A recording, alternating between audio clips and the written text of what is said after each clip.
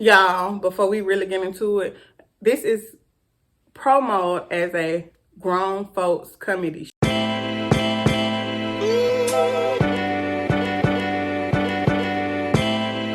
Hey, good people, welcome to Keynotes with Keisha, where I analyze the culture mainly via book and film or TV analyses.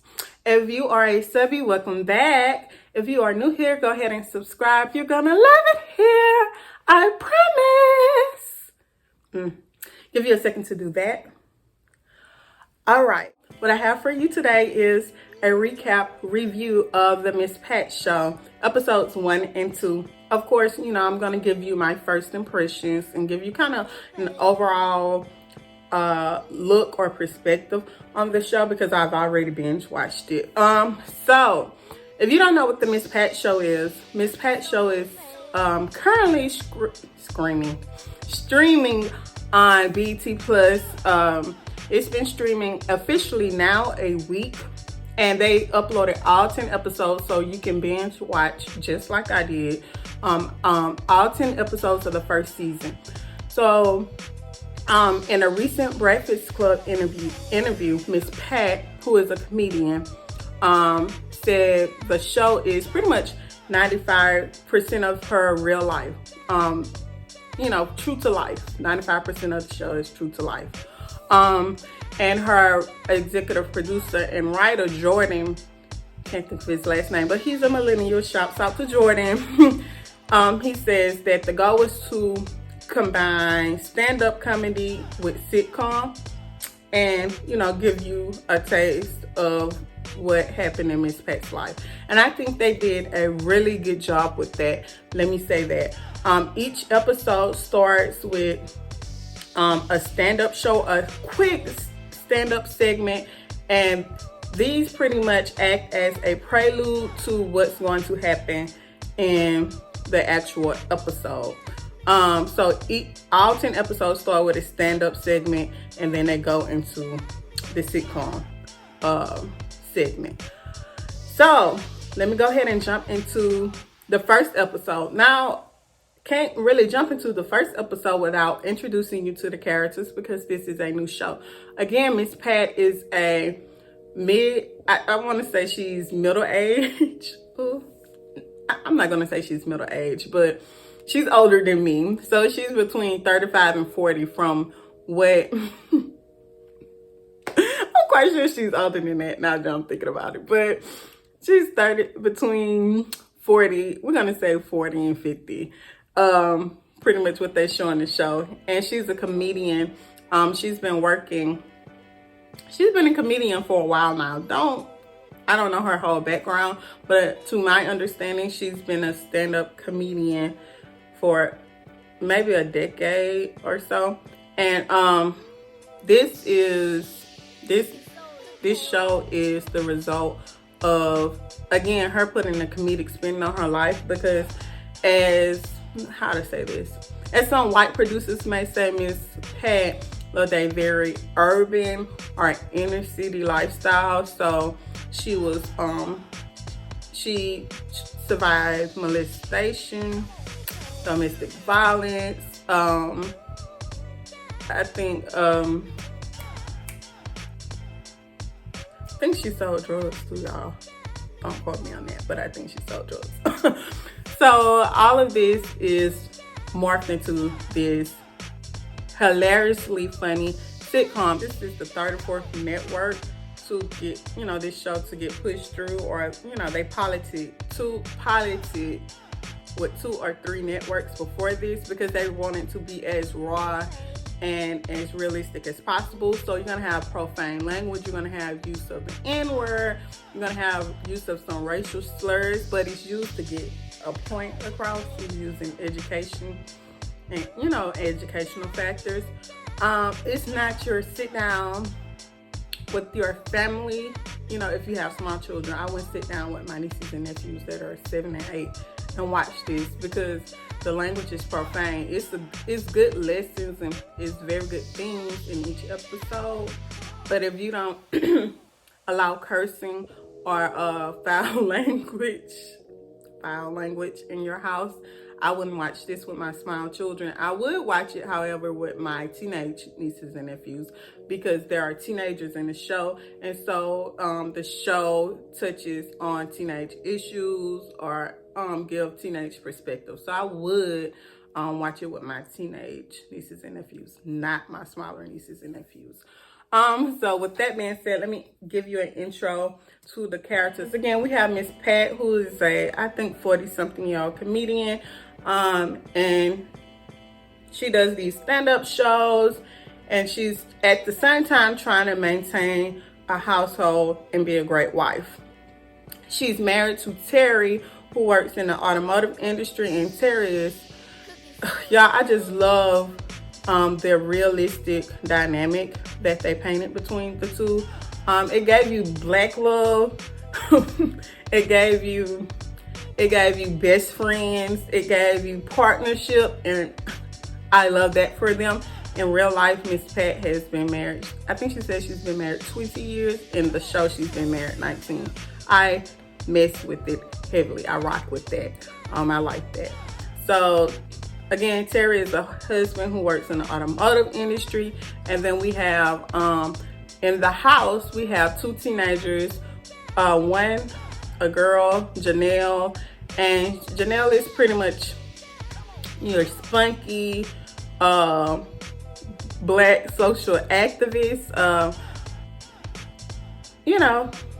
She's like your pop to the people girl.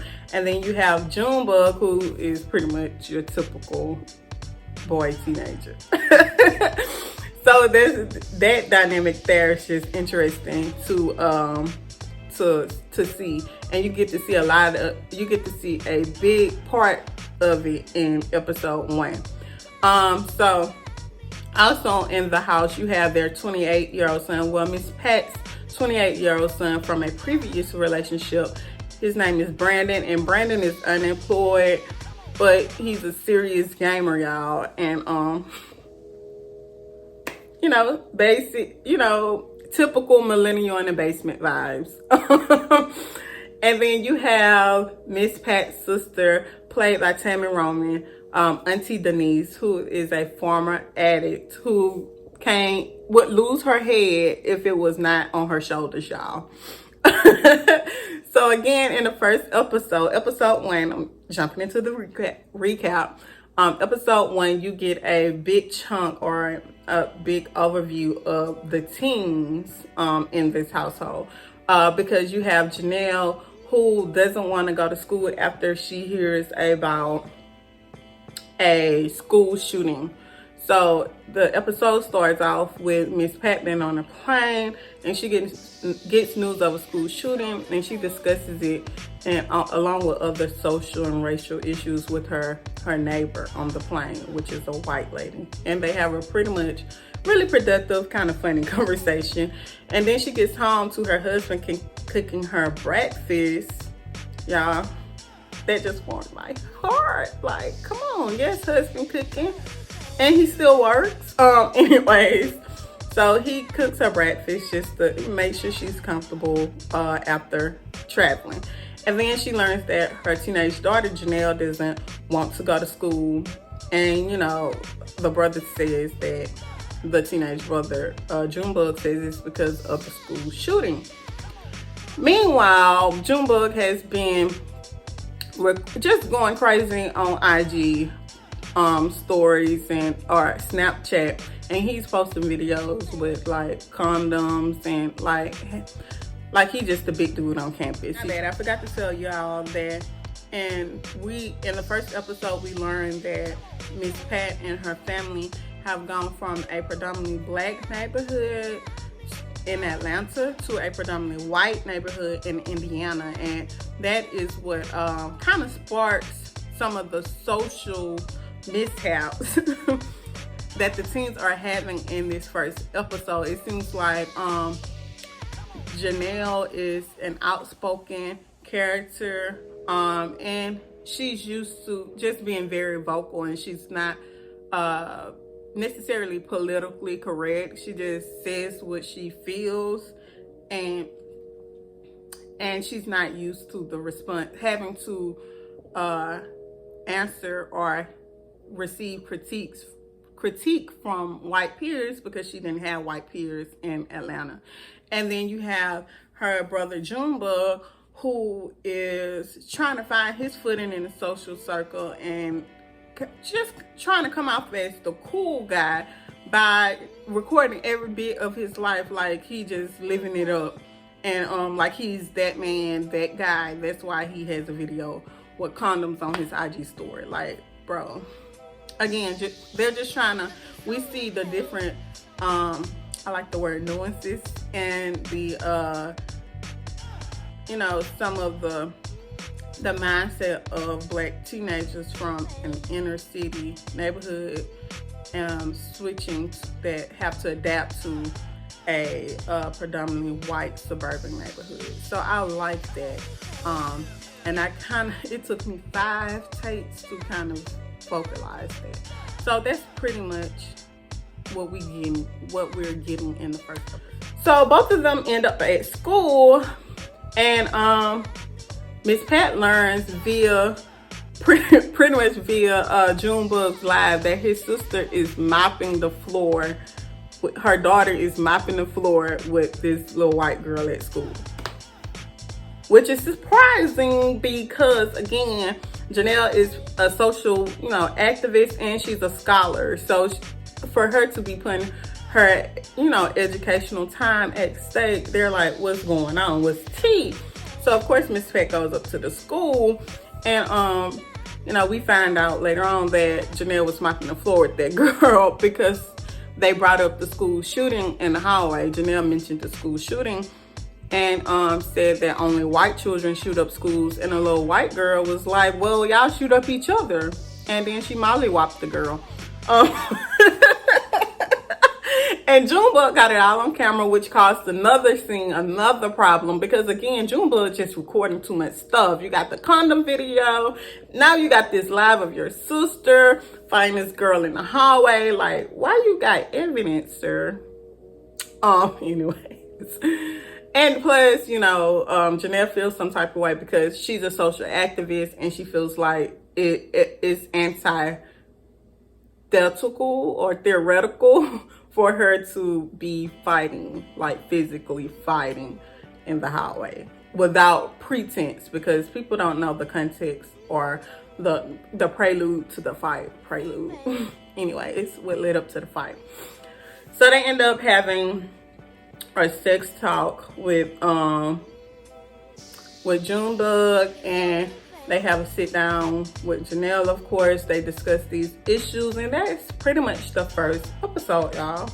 Okay, we got to know the teens a bit, and also how the parents handle the situation or address their teens, which is very, to me, very, just growing up in the inner city or hood household. This is not how I operate in my household, but just from my friend's point of view, sit you down.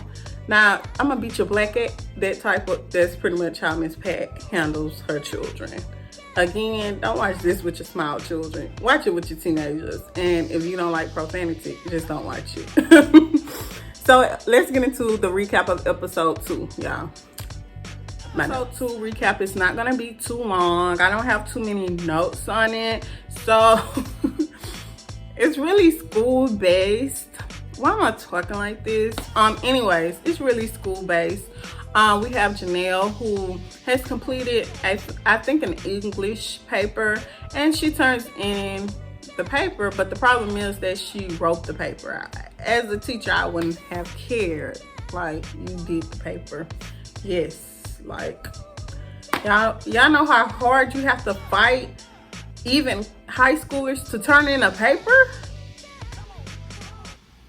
But the problem was, again, that it was handwritten, and her teacher was like, you got to turn in it via computer. And she's like, what about the underprivileged children who don't have access to the internet and da-da-da-da? And the teacher's like, girl, you tried it.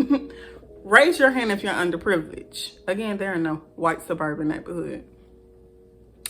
One girl raises her hand.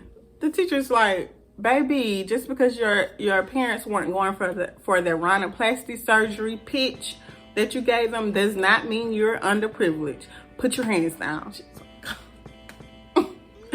so the point is, the teacher was trying to make like, you're fighting a fight that you don't have to fight here. Like, there are no underprivileged children here. You're not even an underprivileged child because you are here. So type up my paper and turn it in. Janelle's like, nah.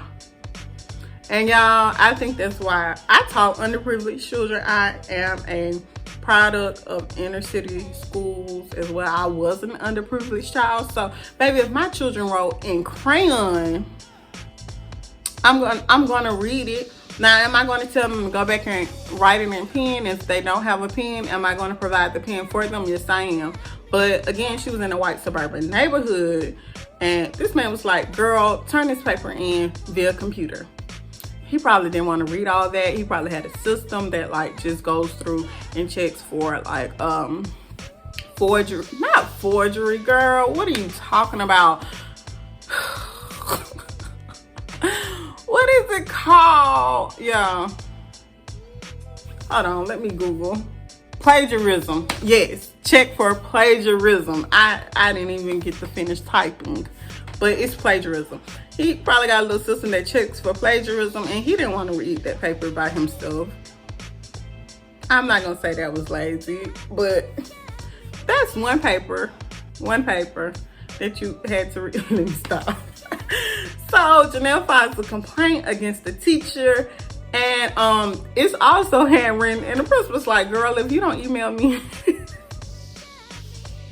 Janelle cannot win for losing in this thing, y'all. But anyways, later on in the episode, she tells her dad comes up for a parent-teacher conference, and she tells the teacher, or she argues her case, and the teacher's like, damn, you good.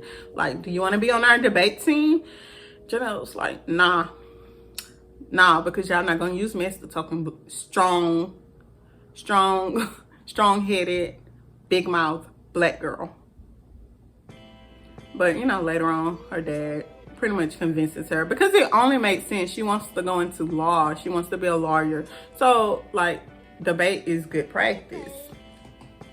Meanwhile, her mom and her aunt Denise are at they've been roped into a PTO meeting, not roped. I don't know, I don't want to use that term. But they've been pulled into a PTO meeting, and y'all, why they done took the coupon book competition or fundraiser to the next level. They saw that air fryer and lost their minds, baby. They treat it like it's the dope game. Pat then split the books up into 3. She's like, we're gonna maximize the profit. Here's your turf. Here's your turf. Don't let nobody come on your turf. And that's on periods. And she wins after an upset of, one of the head PTO mothers. She's like, you're cheating. You can't do that. And then, the principal's like, Mind you, the principal begged Pat pretty much to be a part of the PTO. So he's like, she can do that because we're self-sponsored. She can do whatever she wants to do. They win the not the crock pot, they win the air fryer, and her and sister kind of have a little argument about stuff always flying about the air fryer. I'm not gonna lie, me and my sister would have had to argue about the air fryer too. But they do live in the same house, so it really didn't make any sense, y'all. So anyways, that's the episode recaps for episodes 1 and 2. I hope y'all enjoyed this, and I'm gonna be recapping the entire show. I think I'm gonna do 2 episodes per video, so y'all should get like 5 videos out of me. If you have not clicked the notification bell, go ahead and click it, because your girl is gonna be posting videos like consistently. Y'all see what I did with the blueprint, not the blueprint, but the encore, BET's the encore. If you haven't watched those reviews, go ahead and watch them now. But y'all see your girl came through on those reviews, and I appreciate the love that y'all showed me on my last review. I think the finale got quite a bit of views. I appreciate that. But go ahead and subscribe again if you haven't. Like this video, comment, go watch my other videos. And I got the other episode recaps coming for y'all. So I may be dressed entirely, I might be dressed the same way in the next video. All right, later.